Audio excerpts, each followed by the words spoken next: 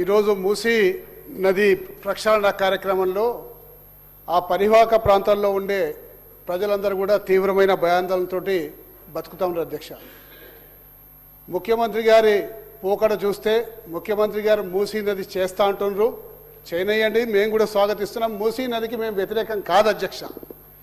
కానీ చాలా సందర్భాల్లో ముఖ్యమంత్రి గారు మేము మూసీ నది చేయబోతుంటుంటే బీఆర్ఎస్ పార్టీ అడ్డుపడుతుంది, బీఆర్ఎస్ పార్టీ చేయనిస్తలేదు, ఇదేనా వాళ్ళ పని అని చెప్పేసి అంటా ఉన్నారు అధ్యక్ష. మూసీ నది ప్రక్షాళన ప్రారంభమైందే బీఆర్ఎస్ పార్టీ ఆధ్వర్యంలో మా కేసీఆర్ గారి నాయకత్వంలో అని చెప్పేసి ఈ సందర్భంగా మనవి చేసుకుంటున్నాం వైఎస్ఆర్.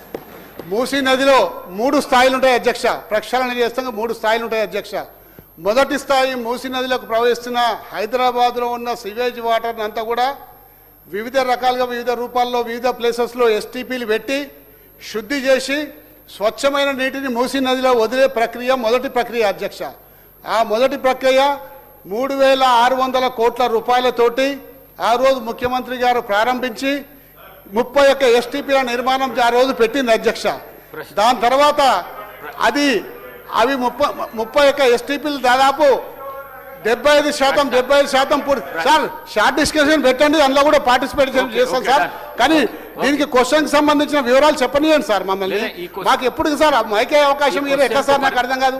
క్వశ్చన్ కు పరిమితం కాండి. అవును సార్, క్వశ్చన్ దానికి సంబంధించిన వివరాలు చెప్తున్నాం కదా సార్. ఉన్న క్వశ్చన్ కే పరిమితం కాండి సార్. క్వశ్చన్ కే పరిమితం అవుతున్నాం సార్.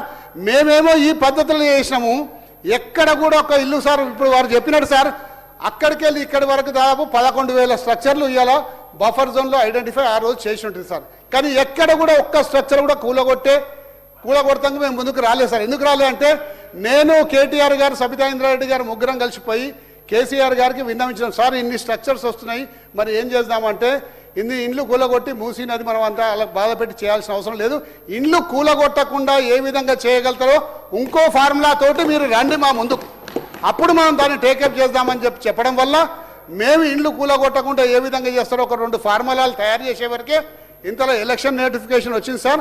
ఆ ఎలక్షన్ నోటిఫికేషన్ తర్వాత ప్రభుత్వం మారిపోయింది.